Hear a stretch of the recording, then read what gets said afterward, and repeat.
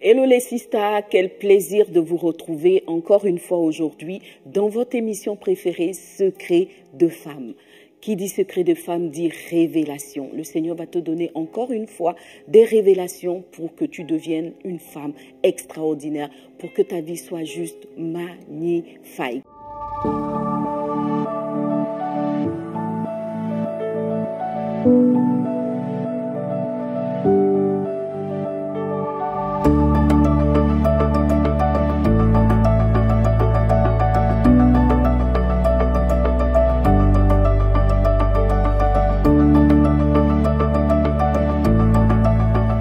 Aujourd'hui, nous allons parler de relations. Relations, c'est notre thème préféré parce que bien évidemment, nous voulons être les meilleures épouses au monde. Oui, nous allons parler de relations aujourd'hui. Alors, je te demande d'être attentive parce que le Seigneur va te donner des tips. Il va te donner des secrets qui vont faire de toi une épouse hors pair et surtout te donner l'opportunité d'avoir une vie conjugale réussie. Nous allons parler aujourd'hui de 4 non négociables, 4 fondamentaux pour une vie de couple épanouie, une vie de couple qui prospère. C'est tout de suite après la prière, mais bien évidemment avant, parce que tu sais que Secret de Femme est l'émission qui te fait du bien. C'est une émission à partager. Donc, prends tout de suite ton téléphone, partage à des amis, invite des amis à suivre Secret de Femme. Et si tu es en train de le suivre sur le petit écran, appelle une amie et dis-lui, suis Secret de Femme, ça passe sur telle chaîne, ça passe sur tel canal. Voilà, donc si c'est fait, on va prier ensemble, on va baisser la tête et confier ces instants au Seigneur. Père, nous voulons te dire merci pour cette opportunité que tu nous donnes encore une fois de venir dans ta présence, ô Dieu vivant. Seigneur, malgré le nombre d'émissions, nous ne prenons pas pour acquis le bonheur, le privilège d'être dans ta présence. Nous attendons à toi, Papa. Visite-nous dans ce lieu, visite-nous dans cette maison des secrets, ô Dieu. Et que chaque femme qui va suivre cette émission, Papa, soit pleinement visitée par l'esprit de restauration, par l'esprit, ô Dieu de gloire, qui va venir faire passer son couple à une autre dimension. Merci, Papa, pour tout ce que tu fais. Béni sois-tu au siècle des siècles. Nous te laissons toute la place, ô Dieu vivant. Prends le contrôle dans le nom de Jésus. Amen. Seigneur.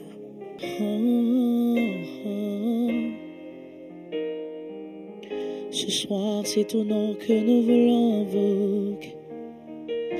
Nous voulons juste être avec toi.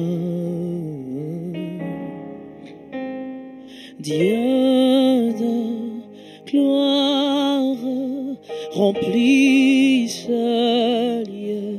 Nous voulons juste être avec toi. Juste être avec toi. Dieu de gloire, remplis ce lieu. Nous voulons juste être avec toi. Juste être avec toi. Seigneur, ce soir, nous voulons juste être avec toi. En ce jour, nous ne désirons que toi.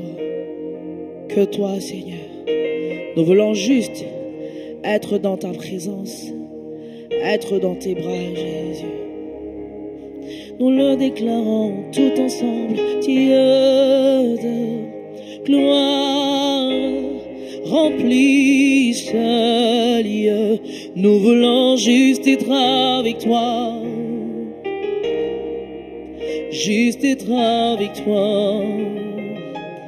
Oh, Dieu de gloire, remplis ce lieu. Nous voulons juste être avec toi. Juste être avec toi. Nous voulons juste être avec toi. Juste être avec toi. Nous voulons juste être dans ta présence. Juste être dans ta présence. Dieu de gloire, remplis nos vies. Nous voulons juste être avec toi.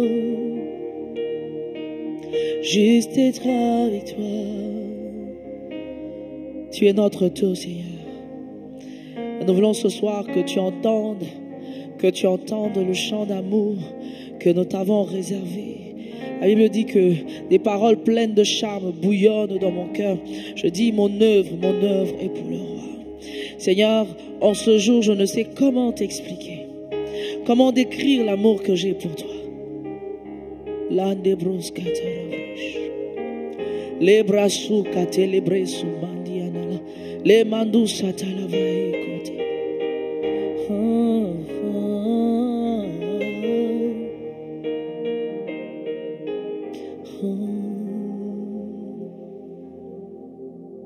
Comment expliquer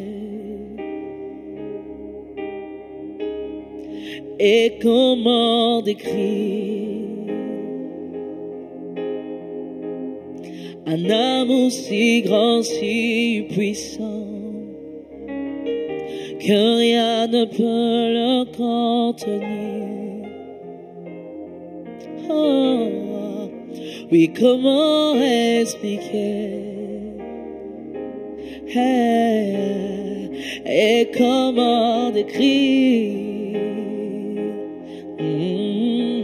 un amour si grand, si puissant que rien ne peut le contenir.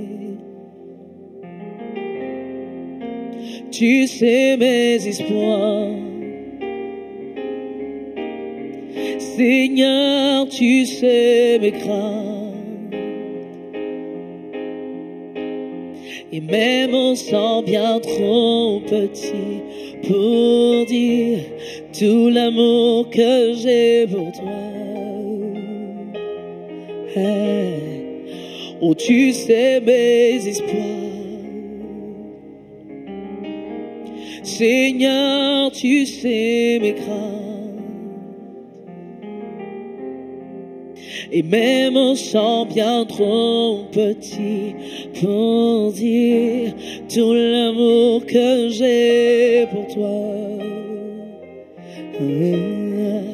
Alors entends mon cœur, oh, mon esprit qui te loue, entends le chant d'amour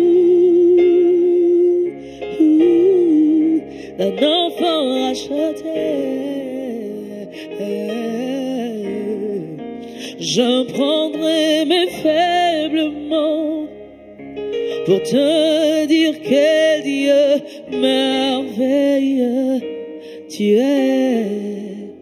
Je ne pourrais pas te dire combien je t'aime.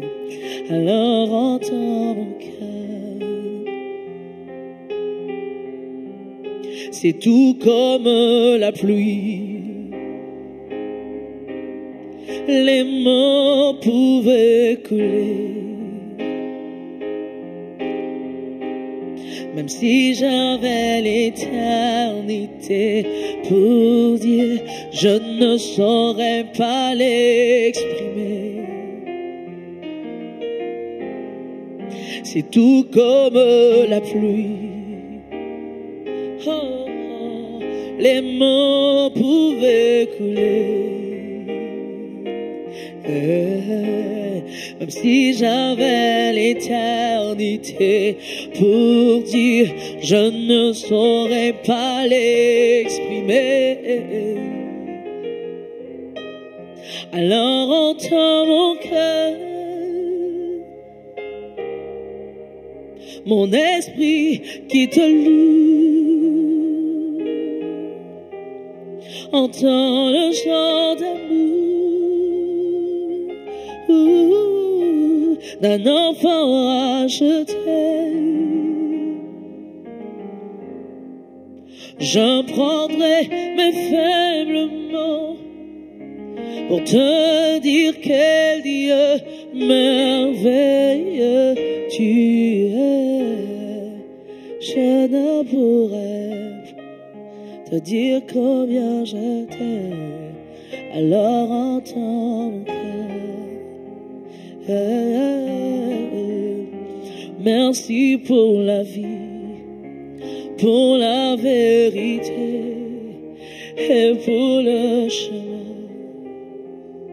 Jésus, Jésus, merci pour la vie et pour la vérité et pour le chemin. Oh, merci pour la vie et pour la vérité et pour le chemin. Jésus, Jésus, Jésus, Jésus. Oh, merci pour la vie, pour la vérité et pour le chemin.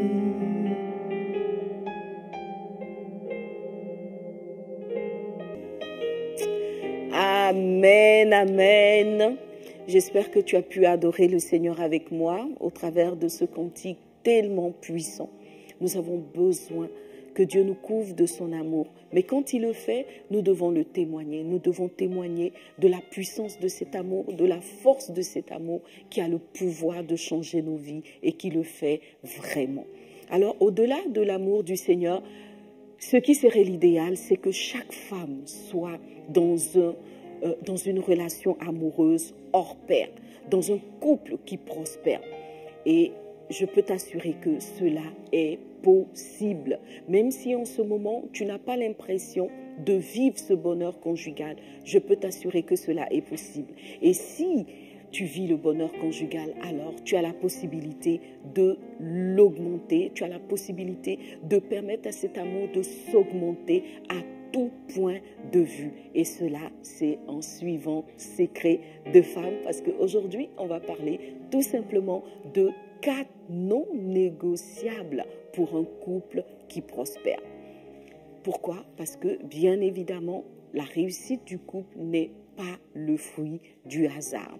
Tu as pu le remarquer, on ne vit pas le bonheur conjugal par la chance, on ne vit pas le bonheur conjugal de façon miraculeuse, sans effort. Oui, un couple heureux se bâtit, un couple heureux se construit et surtout un couple heureux a des fondements. Et c'est de ces fondements que nous allons parler au travers, bien sûr, de la parole de Dieu dans cet épisode. Oui, parce qu'il y en a plusieurs. Tu as la possibilité de regarder des épisodes passés, mais tu as aussi la possibilité de rester connecté à Secret de Femme pour ne rien louper de ce que le Seigneur a pour toi. Alors, pour cette émission, nous allons recevoir une invitée parce que tu as pu le remarquer. Depuis quelques semaines, je ne suis pas seule. Aujourd'hui, nous allons recevoir une sœur en Christ, Madame Begré Kandé. C'est une sœur en Christ que j'aime énormément. Nous allons partager le plateau de Secret de Femme aujourd'hui. Voilà, on va accueillir Kandé.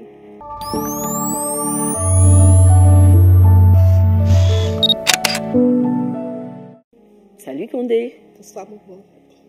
Comment ça va? Ça va par la grâce de Dieu.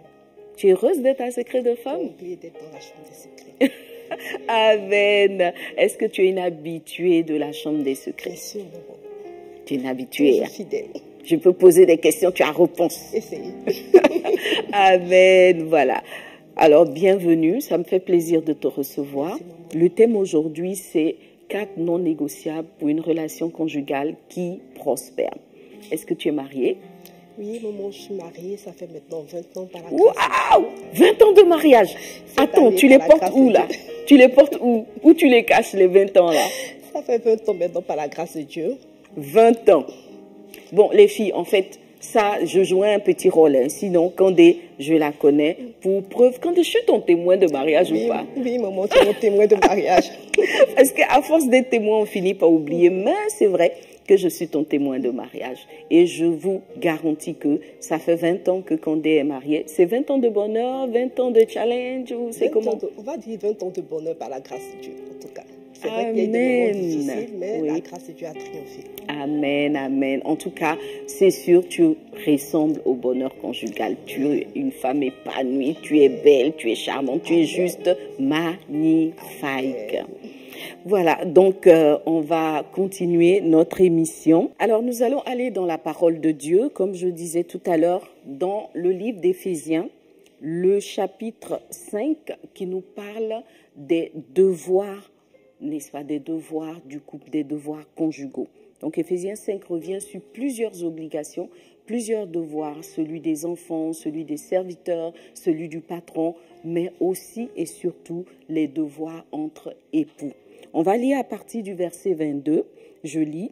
Femmes, soyez soumises à vos maris comme au Seigneur. Je vais vous demander un peu de patience parce que le texte est long. Verset 23. Car le mari est le chef de la femme comme Christ est le chef de l'Église qui est son corps et dont il est le sauveur. Verset 24. Or, de même que l'Église est soumise à Christ, les femmes aussi doivent l'être à leur mari en toutes choses. Marie, aimez vos femmes, comme Christ a aimé l'Église et s'est livré lui-même pour elle, afin de la sanctifier par la parole, après l'avoir purifiée par le baptême d'eau.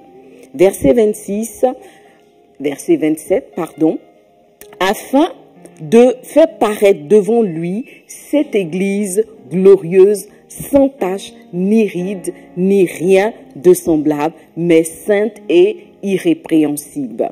C'est ainsi que les maris doivent aimer leurs femmes comme leur propre corps. Les filles, franchement, moi j'aime la partie là, vous voyez, la partie où on dit c'est la responsabilité du mari que tu sois sans ride, sans tache. On va leur parler ce soir.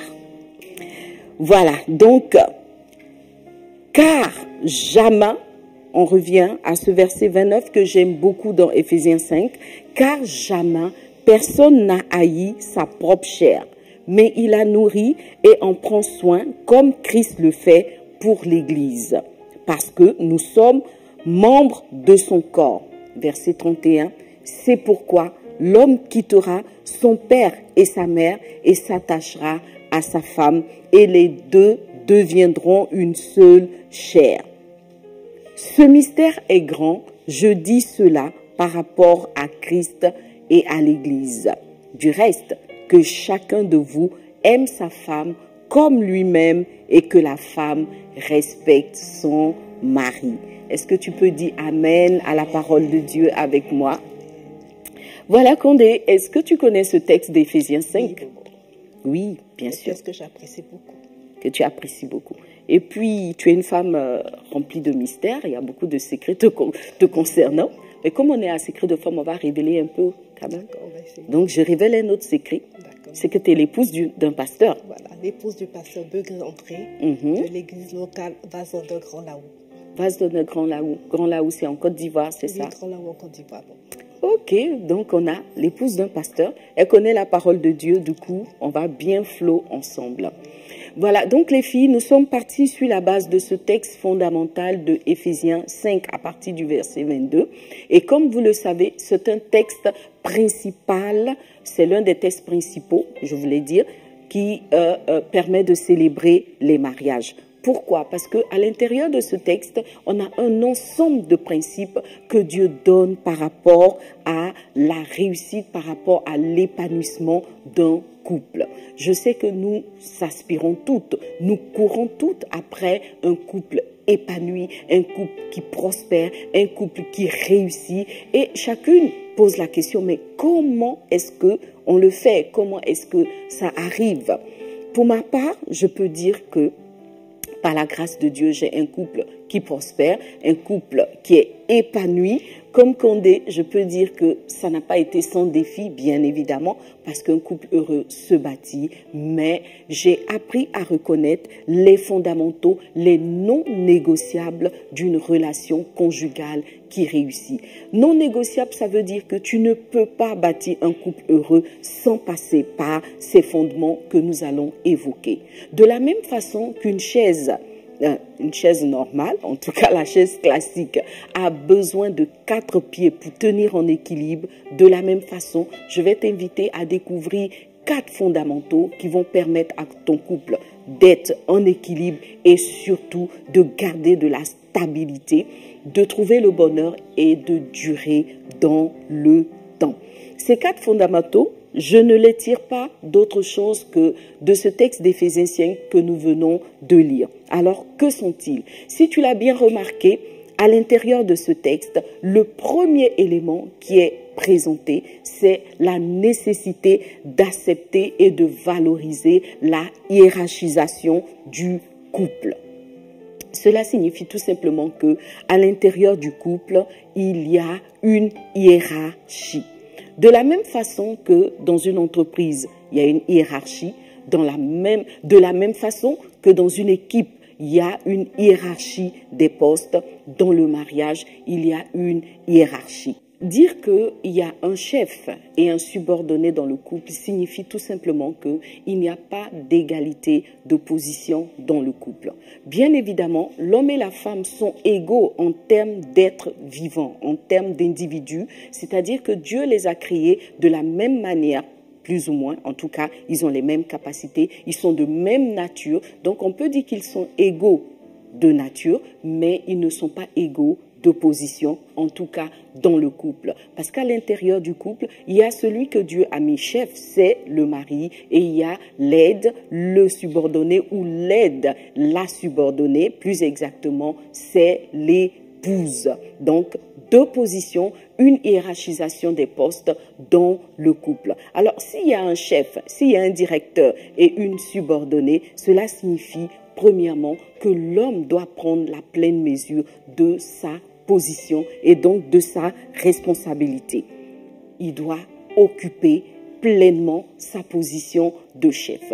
Bien souvent, on va avoir un dysfonctionnement dans le couple. On va retrouver des femmes qui deviennent chefs de famille simplement parce que l'homme refuse d'occuper sa position. Ce n'est pas toujours que la femme se bat pour occuper la place qui n'est pas la sienne, c'est simplement parce que bien souvent la place est vide. Et comme vous le savez, la nature ayant horreur du vide, la femme se retrouve chef de famille. Je veux dire à un homme qui écoute Secret de femme que ta place, c'est celle de chef. Et être chef implique non seulement des devoirs, j'allais dire non seulement des droits, parce qu'un chef a des droits, mais aussi et surtout des devoirs. Un homme doit occuper sa place de chef et jouer pleinement son rôle de chef. Quand on est chef, on doit le prouver, n'est-ce pas, par des attitudes d'autorité, par des attitudes de responsabilité. Voilà. Alors, si tu es le chef, il y a une responsabilité qui va avec. Cela signifie que s'il y a une responsabilité, elle doit être entièrement couverte. La vérité, c'est que quand un homme occupe pleinement sa position, la plupart des femmes, la majorité des femmes vont se soumettre, n'est-ce pas? Je le dis comme ça, les filles, mais je ne sais pas si c'est vrai. Voilà. Candé, qu'est-ce que tu en penses? C'est tout à fait vrai. Tu penses que la femme arrive à se soumettre naturellement? Bon, c'est souvent un peu difficile, mais bon, sur la base de la parole de Dieu, elle doit s'efforcer. Sur la base de la parole de Dieu, la femme doit s'efforcer à la soumission. L'homme est le chef, il doit jouer pleinement son rôle et cela signifie que la femme doit être soumise à son mari. Tout subordonné est soumis à son supérieur. Et Dieu nous a donné l'exemple de la parole de Dieu. Jésus est le chef de l'Église et l'Église doit être soumise à Christ. Alors femme, tu dois être soumise à ton mari. La soumission, c'est le fait d'accepter de se mettre sous la mission, d'accepter d'être la personne qu'on va envoyer, d'être la personne à qui on va donner des instructions, d'être la personne à qui on va donner des ordres, n'est-ce pas? Et cela implique que tu es prête à obéir, à respecter. Soumission, respect, voici ce qui découle de la hiérarchisation du couple. Premier fondement, premier pied d'un couple épanoui, d'un couple qui trouve l'équilibre et qui est épanoui. Le deuxième pied que nous présente ce texte de Éphésiens 5, c'est le fait que l'amour doit être au cœur du couple. La Bible dit clairement, Marie, aimez vos femmes. En fait, souvent on a l'impression que ce texte s'adresse simplement aux hommes. Non, ce n'est pas l'homme seulement qui doit aimer, parce que en vérité, tout couple qui réussit, tout mariage trouve son sens même dans l'amour. Voilà, on se marie parce qu'on s'aime. Tout mariage qui n'est pas fondé sur l'amour est presque voué à l'échec. L'amour doit être au cœur du couple, avant qu'ils se mettent ensemble ou pendant qu'ils sont ensemble. L'amour doit trouver sa place dans le couple. Tant qu'il n'y a pas d'amour, le couple va à la dérive et certainement c'est un couple qui ne va pas faire long feu comme on le dit. Alors, que signifie l'amour? L'amour, c'est le fait de s'aimer et de s'aimer véritablement.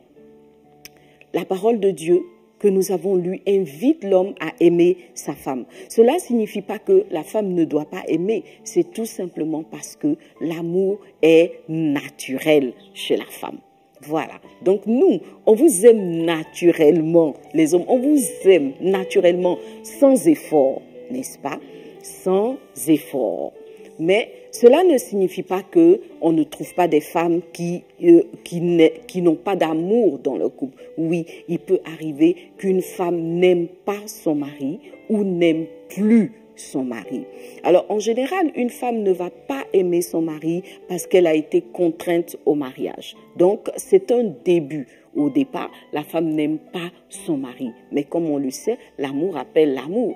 Donc, si le mari aime sa femme, normalement, la femme qui est entrée dans le couple sans amour va finir par aimer cet homme-là.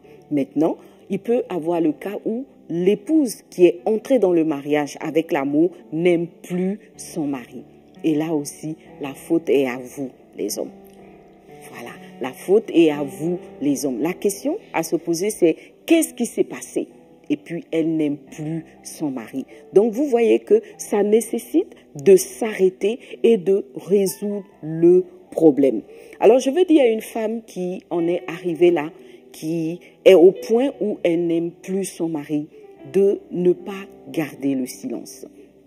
La question mérite d'être mise sur la table, d'être analysée et des solutions doivent être trouvées parce que quand il n'y a plus d'amour dans un couple, le couple est littéralement à la dérive. C'est un couple qui va finir par sécher, c'est un couple qui va finir par se briser.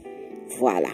Alors, l'homme aime, ou en tout cas la Bible dit l'homme doit aimer sa femme.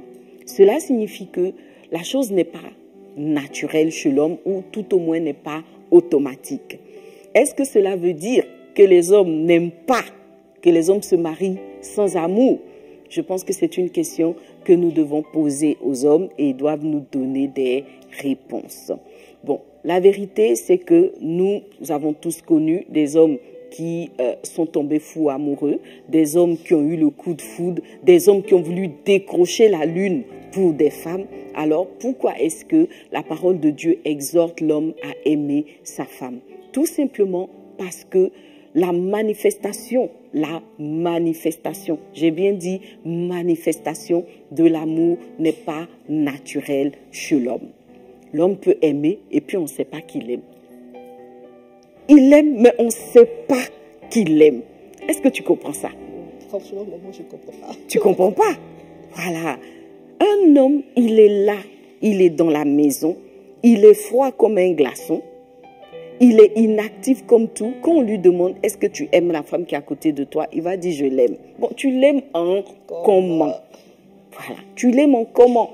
Ça, c'est la question en fait que Dieu veut poser aux hommes. C'est pour ça qu'il dit, Marie, aimez vos femmes.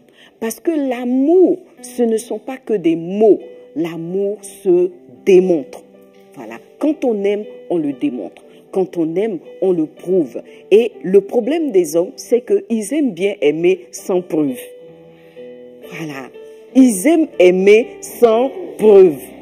Chérie, je t'aime, tu sais que je t'aime, mais en comment?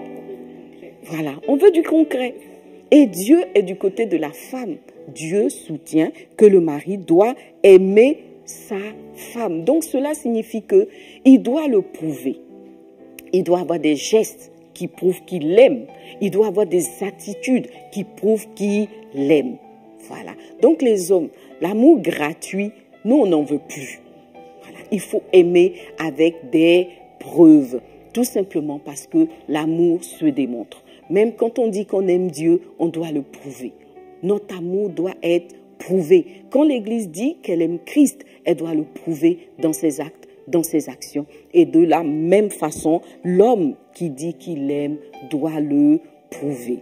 Alors comment est-ce qu'un homme peut prouver son amour? À travers des attitudes, des gestes, des mots. Voilà, il y a des mots qui disent « je t'aime ». Pas simplement le « je t'aime », mais la façon de parler même à une femme lui dit qu'on l'aime. La façon de l'appeler lui dit qu'on l'aime. La façon de, n'est-ce pas, tenir compte des événements qui la concernent lui prouve qu'on l'aime. Un homme ne peut pas rester inactif et puis vouloir que sa femme croie qu'il aime. Voilà. Chaque fois qu'une femme se plaint de manquer d'amour, c'est tout simplement parce qu'il n'y a pas les gestes qui prouvent l'amour, il n'y a pas l'attitude du mari qui prouve l'amour. Alors, pour prouver l'amour, je le disais, il faut le manifester. Et le pasteur Gary Chapman nous a clairement parlé de 5 langages de l'amour. Voilà.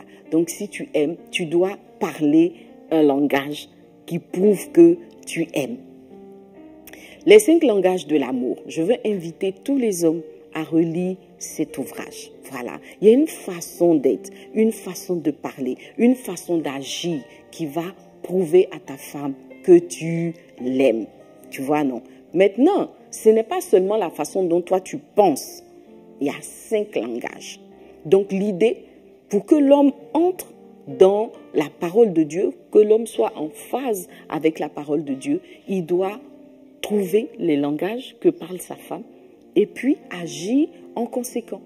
Bien évidemment, la femme aussi doit trouver le langage que parle son mari en amour et agir de la manière que le mari comprend.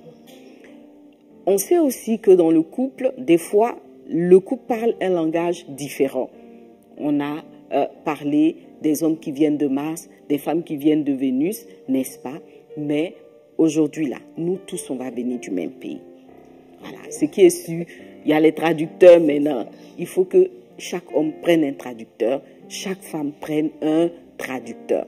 Et puis, normalement, 2 personnes qui vivent ensemble depuis un moment finissent par se comprendre. Chacun apprend le langage de l'autre et c'est la meilleure façon de réussir son couple. Alors, que nous dit le pasteur Gary Chapman dans son ouvrage sur les 5 langages de l'amour? Il nous parle de 5 façons dont chacun ressent l'amour. Ça veut dire que moi, je peux ressentir l'amour d'une façon qui n'est pas la façon dont toi, tu ressens l'amour. Voilà. Donc, il est important qu'un mari qui aime sa femme trouve le langage d'amour de sa femme et s'exprime, si je peux le dire ainsi, dans ce langage-là. Alors, quels sont ces 5 langages? Ces 5 langages, on a d'abord les paroles valorisantes. Donc, on peut prouver son amour à travers ses paroles. Mais pas n'importe quelle parole. Le pasteur Gary Chapman dit des paroles valorisantes. Donc, il y a une femme qui va se sentir aimée parce que son mari sait l'apprécier, son mari sait lui donner des paroles valorisantes, il sait l'encourager, il sait la valoriser à travers des paroles. Et nous retrouvons cela dans le texte d'Éphésiens 5 quand la Bible dit que Christ sanctifie son Église par sa parole. Voyez? Donc, il y a des paroles que Christ donne à son Église pour l'encourager, pour la fortifier, pour la relever. Il y a une femme qui attend que son mari lui donne des paroles valorisantes. Après les paroles valorisantes, on a les moments de qualité. Les moments de qualité, c'est le fait de prendre du temps avec son conjoint.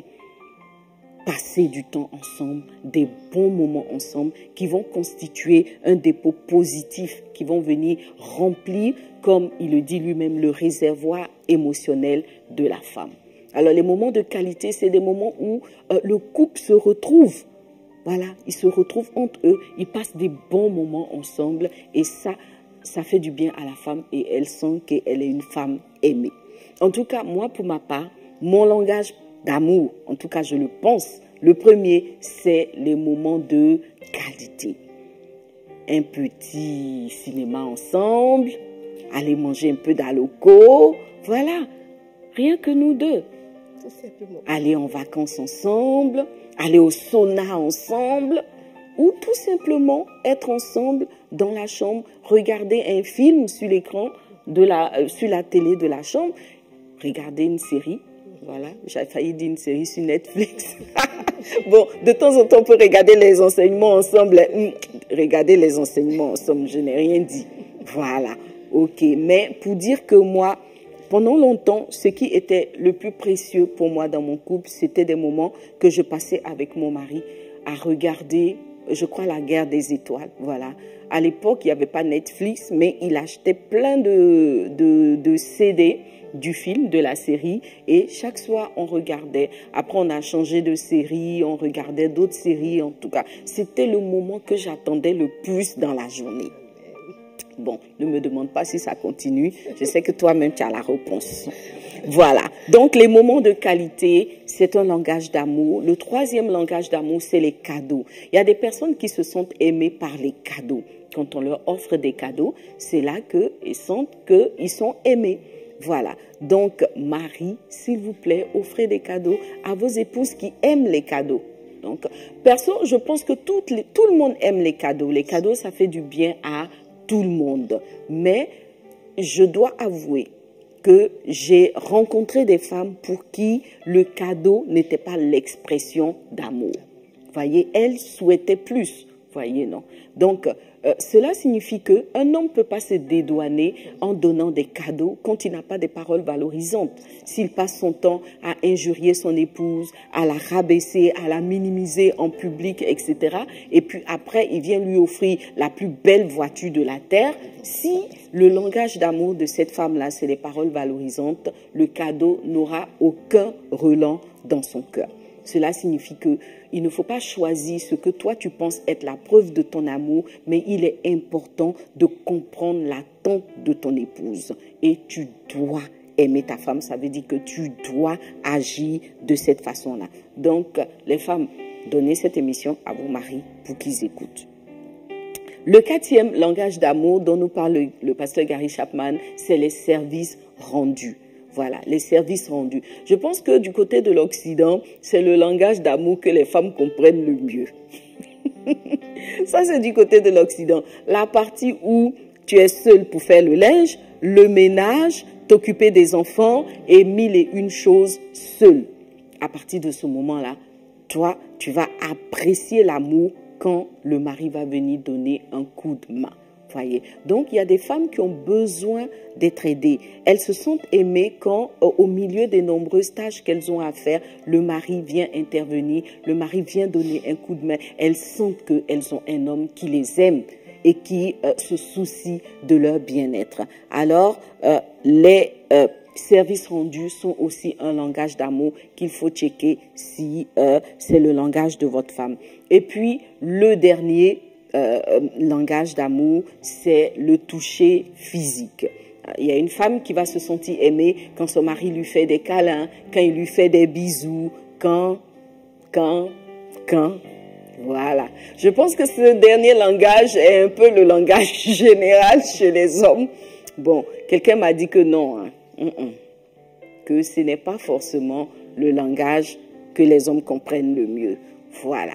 Dans tous les cas, il y a le toucher physique qui est aussi le langage de quelqu'un. Alors, je veux aussi dire à une femme que l'homme doit aimer. C'est l'instruction que le Seigneur a donnée. Mais la vérité, c'est que la femme aussi doit aimer son mari. Donc, toute femme que tu es, tu dois aussi chercher à comprendre quel est le langage d'amour que parle ton mari, que comprend ton mari, et tu dois t'investir, n'est-ce pas, à toucher son cœur en manifestant l'amour de cette façon. Voilà. Si le toucher physique, c'est le langage que ton mari comprend le mieux, ne garde pas des distances, ne sois pas à des kilomètres de lui tout au long de la journée, mais chaque fois que tu as l'occasion, rapproche-toi pour avoir ce contact physique avec le mari. Si le toucher physique pour ton conjoint, c'est la sexualité, alors ne fais pas de la sexualité un challenge, n'est-ce pas? Ne fais pas de la sexualité le loto de la maison, le gros lot qu'on gagne quand tout a bien marché. Non, il faut juste parler le même langage que ton mari et tu verras que le deuxième fondement, le deuxième non négociable de la relation conjugale sera en train d'être planté. Et quand on parle d'amour, cela signifie que il faut aussi, n'est-ce pas, entretenir l'amour par une atmosphère, n'est-ce pas, qui va valoriser l'amour. Cela signifie qu'il faut avoir du charme, n'est-ce pas? Il faut avoir du charme. Voilà. Donc, je veux dire à une femme que le charme est important. Ce n'est pas parce que tu es marié depuis 15 ans que tu ne dois plus avoir du charme. Le charme, c'est comme une denrée périssable, une denrée qui va arriver, dont la date d'expiration va arriver. Tu fais quelque chose, après le charme, il disparaît. Tu vois, il faut réactiver. Chaque fois que la provision est finie, il faut réapprovisionner. Voilà, il n'y a pas un charme qui dure éternellement. Il n'y en a pas. Même si tu es la femme la plus belle, tu vas te rendre compte que depuis le temps que tu as la même coiffure, le monsieur, il a fini de se lasser de la coiffure. C'est vrai qu'au départ, il a trouvé la coiffure magnifique. Il a trouvé que tu étais la plus belle femme de la terre avec cette coiffure. Bon, le problème, c'est que depuis 16 ans, tu as la même coiffure. Bon, je pense que ça, c'est un challenge qui devient de plus en plus difficile. Hein. Garder la même coiffure sur 16 ans. Voilà. Avant, les femmes, oui. Moi, j'ai une tata. Elle a gardé la même coiffure pendant 20 ans pratiquement. Je vous assure. Non, la coiffure est magnifique. La femme, elle est super belle avec la coiffure. Mais je me mets à la place de son mari. La même coiffure pendant 20 ans. Ah, Sista. Même si on dit que ta coiffure est jolie. Crée l'événement un jour. Tu vois, crée l'événement. Voilà. Crée l'événement, change. Un jour, il est sorti. Quand il rentre là, bam! Comme quelqu'un dirait, bim! Ta coiffure a changé, la couleur des cheveux a changé, le maquillage a changé. Non, Sista. Non. Il va prendre dose, ça c'est clair. Voyez. Donc là, le charme, c'est important. L'amour se fonde aussi sur le charme. Il faut entretenir le charme. Voilà. Chaque fois, trouver le moyen de réactiver l'amour à travers un charme qui est renouvelé. J'en profite pour dire aux hommes qu'il n'y a pas que la femme qui doit charmer son mari. Les sisters, on est d'accord, hein? On doit charmer les frères. Voyez? Et puis, il faut renouveler le charme. Il faut qu'il soit frais. Voilà, il ne faut pas un charme périmé depuis longtemps. Il a tourné la page il y a longtemps. Non, il faut que le charme soit renouvelé. Voilà. Et le charme, c'est à travers l'apparence, mais c'est aussi à travers la façon de parler. Voyez, c'est pas parce qu'on est marié depuis 20 ans qu'on ne doit plus faire attention aux mots qu'on utilise en direction de son conjoint. Il y a des femmes, quand tu les entends parler, c'est juste tu atterris, quoi. Tu atterris, boum. Voilà, c'est un crash. Quand tu les entends parler à leur mari, c'est comme si l'avion a décollé, boum, ça retombe aussitôt, crash. Voyez, il faut prêter attention à la façon dont tu parles. Dans ta façon de parler, il doit avoir non seulement le respect dont on a parlé plus haut, mais ici aussi du charme. Voyez. Perso, bon, ça c'est mon petit, c'est un secret. Bon, comme on a un secret de femme, je peux vous dire le secret. Les filles, je peux vous dire. Récemment, Dieu m'a interpellée sur ça. Il m'a dit, tu n'as plus de charme dans la façon de parler. Voyez, non, moi, mon problème, c'est que mon mari, c'est mon patron, c'est mon pasteur. Vraiment, il est toujours là. Donc, vraiment, après, tu ne sais plus quelle est la voix du boulot, la voix de l'église, la partie où tu dois l'appeler pasteur avec respect, et puis la partie où... Voyez, et donc, quand on y prend garde, à un moment, il n'y a plus de charme dans la voix. Voyez, non. Surtout quand tu as beaucoup de missions, beaucoup de tâches. Tu as fait ça. Oui, c'est fait. Ouais, c'est fait. Ouais. Tu as fait ça. Oh, ouais, c'est fait. Ah, qui? Mais je lui parle, il comprend pas. Ouais, non. Vous qui me fatiguez, là. Voilà. C'est vous qui me faites perdre le charme dans la voix. Voilà. Donc, le Seigneur m'a dit, attention, tu es en train de perdre le charme dans la voix. Tu parles sans charme. Voilà. Vous savez, les filles, il y a une façon de parler, là, qui charme. Il y a le oui chéri qui charme, et puis il y a oui chéri, ouais, tout est fait, tu veux quoi encore? Non. Donc, il faut faire attention. Et moi, en tout cas, le Seigneur m'a interpellé sur ça. Il m'a dit, oui, tu as du charme, tu te parfumes, tu sens bon, tu t'habilles bien, mais attention, dans ta façon de parler, tu es en train de perdre du charme. Voilà. Donc, il faut chaque fois faire un check-in, voilà, un check-in, tu fais attention, tu checkes un peu chaque élément et tu regardes où est-ce que le charme est en train de partir. Si tu t'es trop habitué au vieux boubou dans la maison, attention à toutes les femmes qui sont habituées des perruques. Dès que tu arrives dans la maison, là tu jettes la perruque là-bas. Ah, la minute d'avant, tu avais de beaux cheveux, la minute d'après, il n'y a pas de mot même pour qualifier ce qu'on voit. Il faut faire attention. Voilà, il faut faire attention. Et j'ai dit que le charme se perd par trop de banalisation de l'intimité. Il y a des choses qu'il ne faut pas faire devant l'homme. Même si ça fait 30 ans que vous vivez ensemble, attention, il y a des attitudes qui vont casser le charme. Voilà. Il faut veiller à ce que le charme soit constamment renouvelé. Et les hommes, vous aussi, vous devez charmer les sisters. Voilà, il y a un frère qui a une chemise depuis 50 ans, c'est toujours la même chemise. Quand on dit on doit aller manger chez la belle famille, jusqu'à la belle famille même demande même c'est quoi le problème. Voilà, donc les hommes souvent ils vont dire oui, ils préfèrent investir sur la femme, tout ça. Joe, en 2024, au 21e siècle là, il faut changer de chemise. Voilà, c'est mieux. Sinon, les papas responsables à une chemise, ce n'est plus à la mode. Tu dois avoir du charme aussi.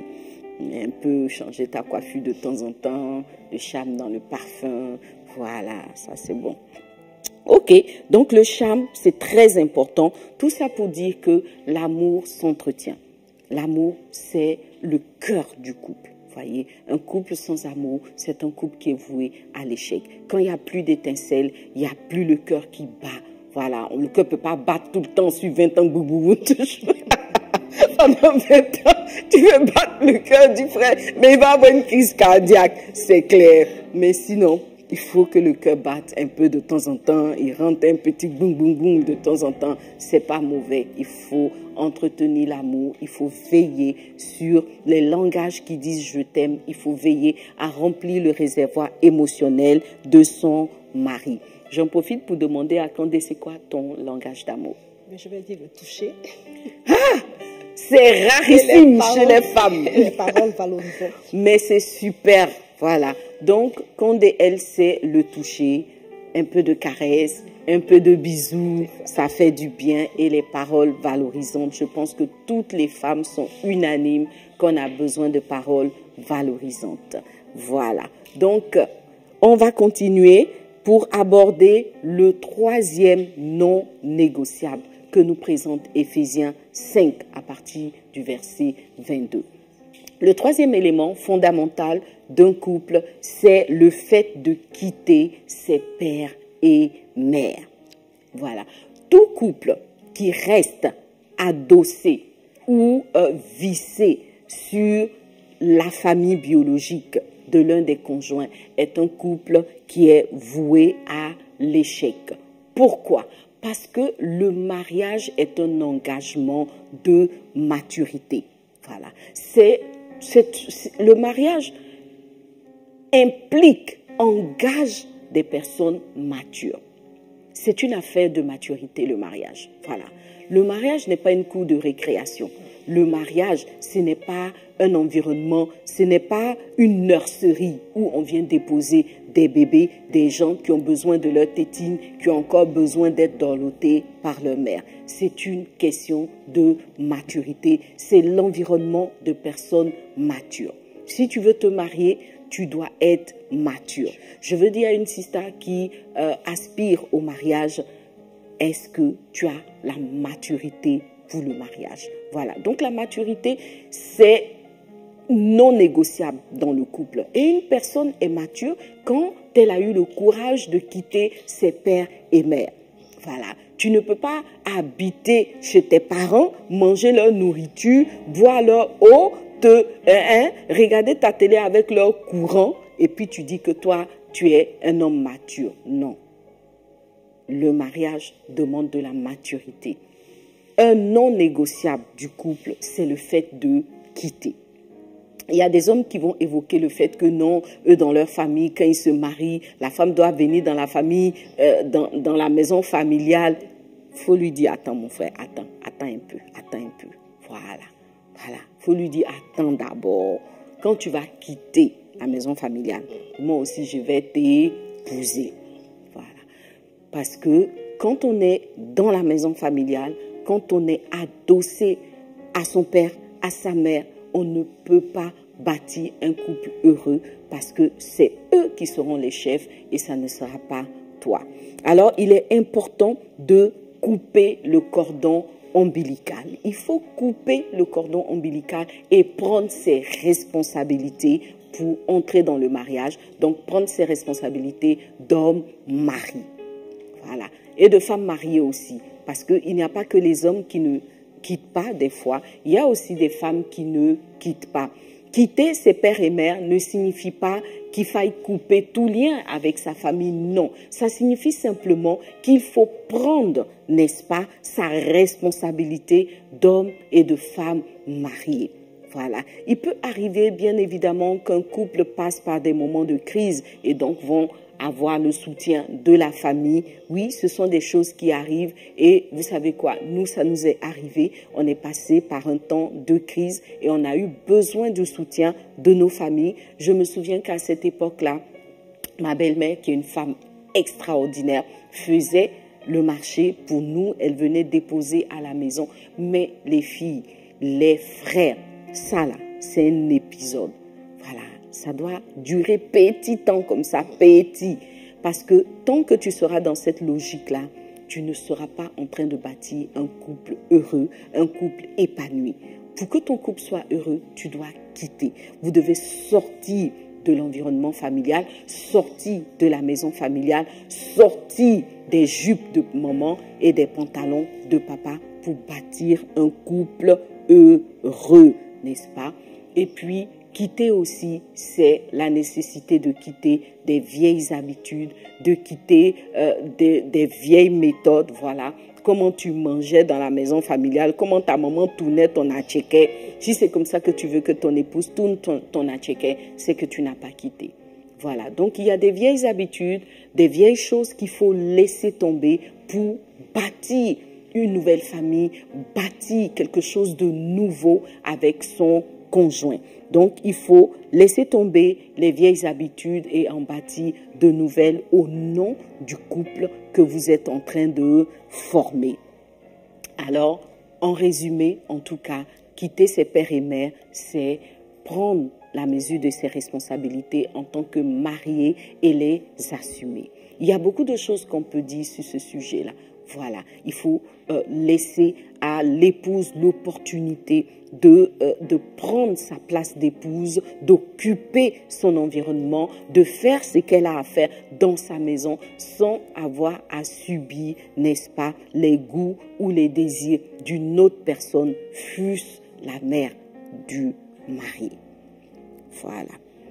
Et puis, le quatrième fondamental, le quatrième non négociable pour une relation conjugale qui prospère, c'est le fait de communiquer, communiquer et encore communiquer. Voilà, la communication. Alors, il est dit que Christ sanctifie son Église par la parole. Un homme doit communiquer avec son épouse pour bâtir un couple heureux.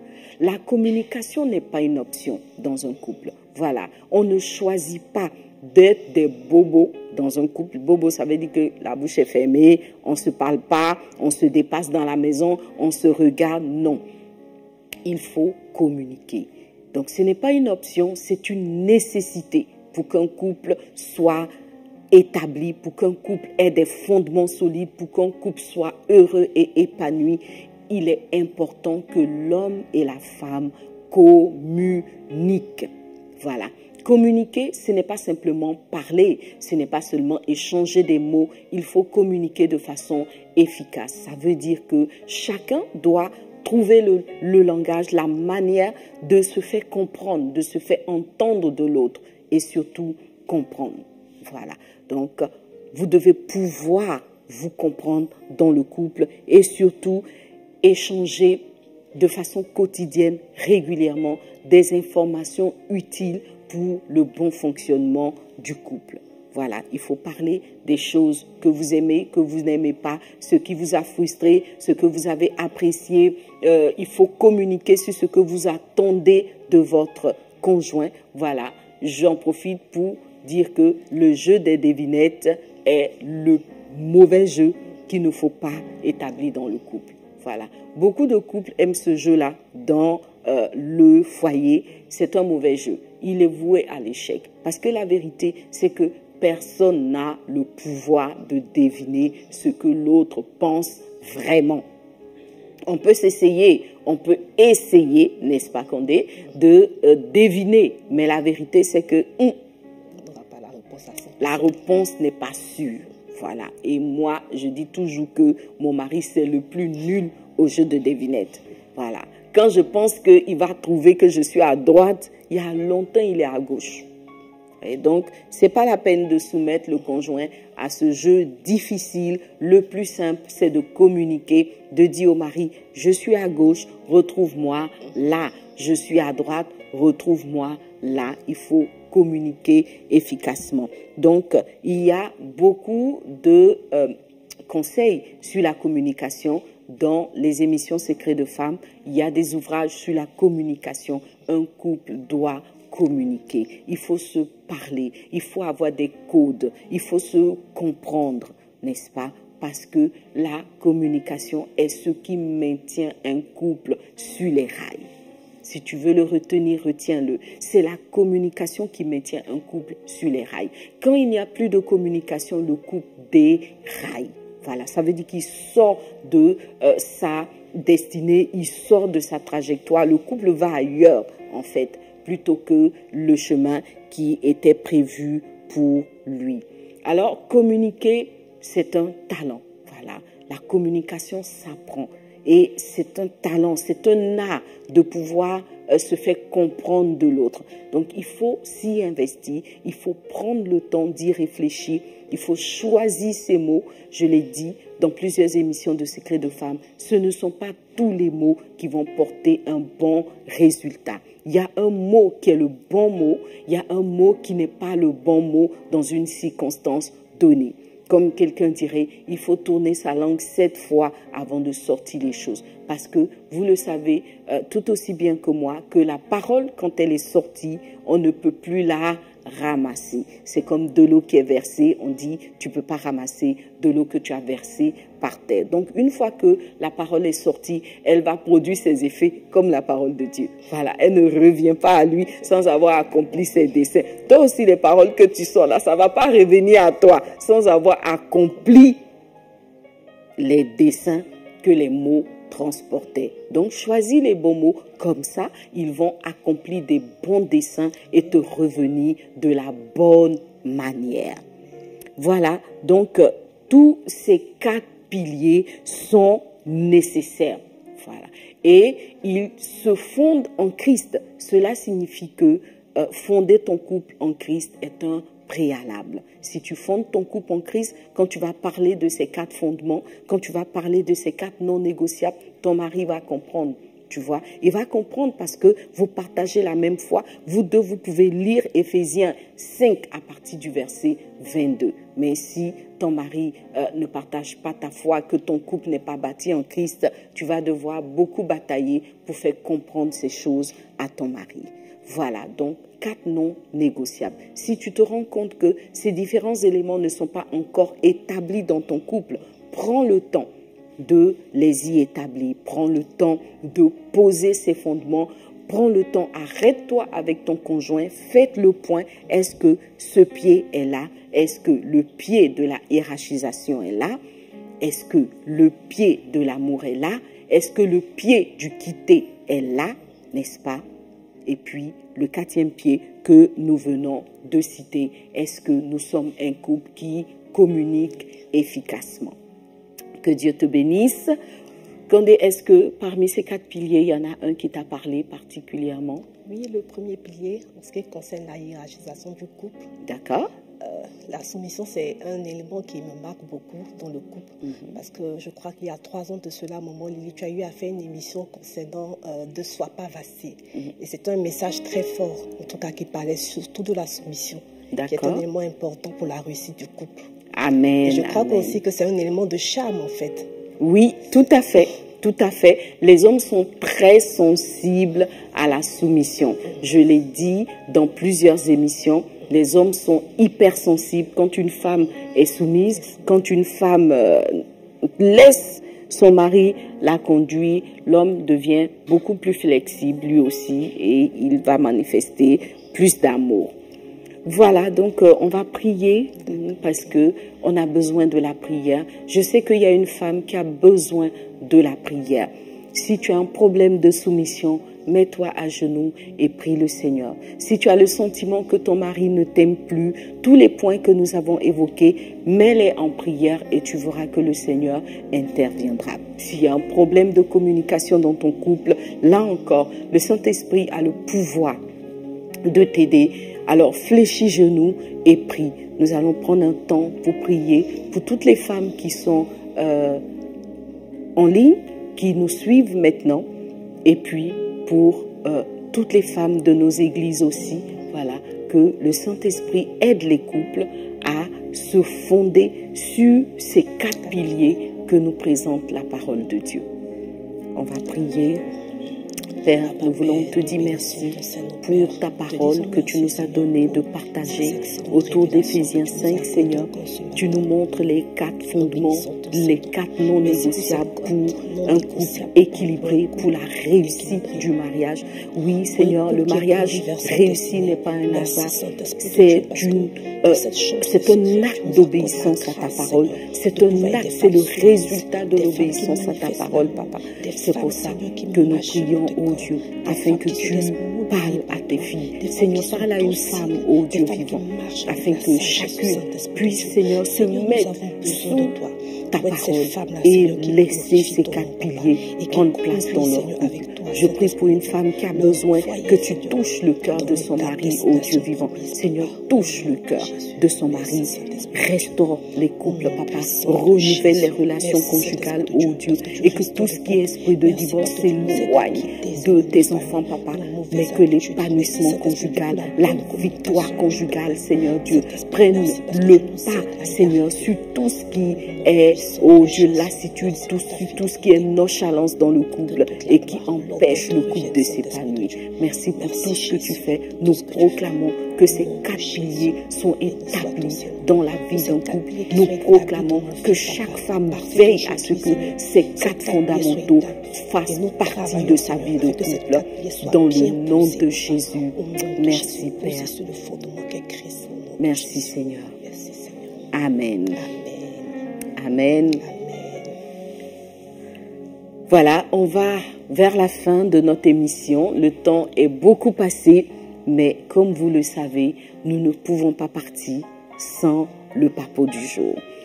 Alors, pendant que notre générique passe pour le papo du jour, n'oublie pas de liker, de partager tes impressions en commentaire pour que nous puissions toujours travailler à ce que Secret de Femmes soit une émission bénissante pour chacune des femmes extraordinaires que vous êtes. Le papo, c'est tout de suite.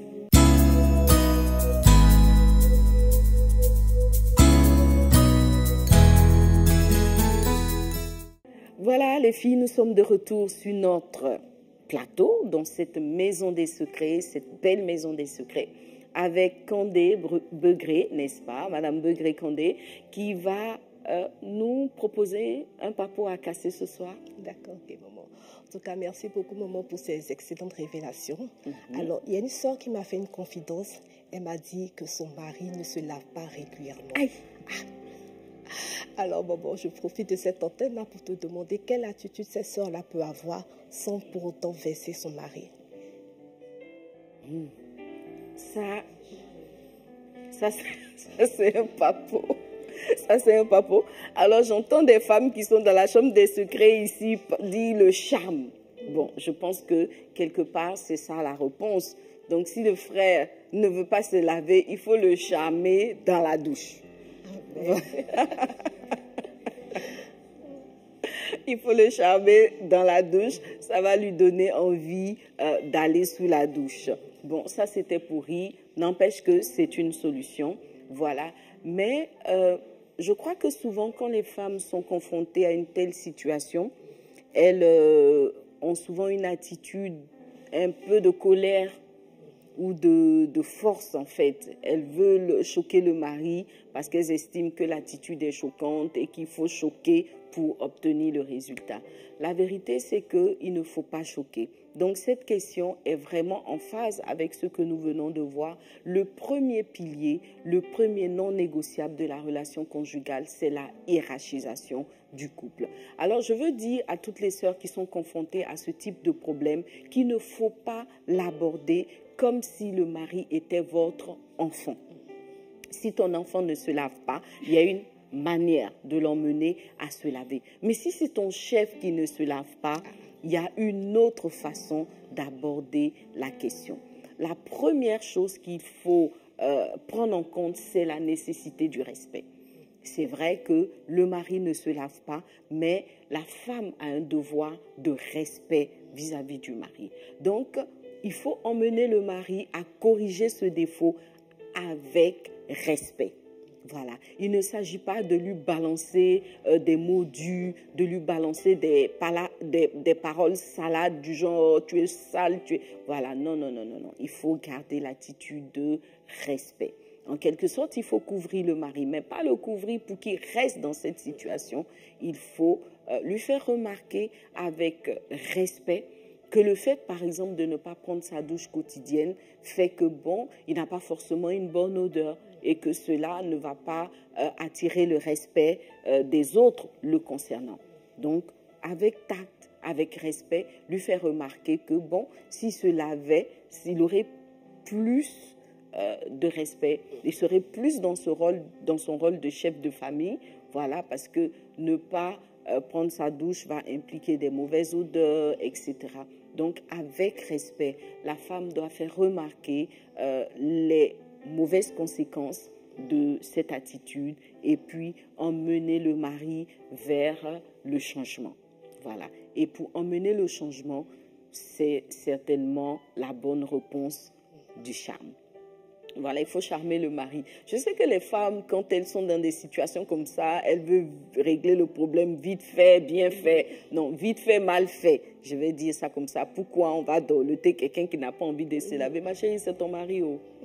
Voilà, c'est ton mari, c'est le chef. Voilà, donc le fait qu'il ne prenne pas régulièrement sa douche ne change pas le fait qu'il soit ton chef. Il faut savoir lui parler et puis oui, pourquoi pas réussir à le charmer pour l'emmener à se laver régulièrement. Ça va chercher que bon, tu crées un jeu de douche, voilà, un jeu dans la douche.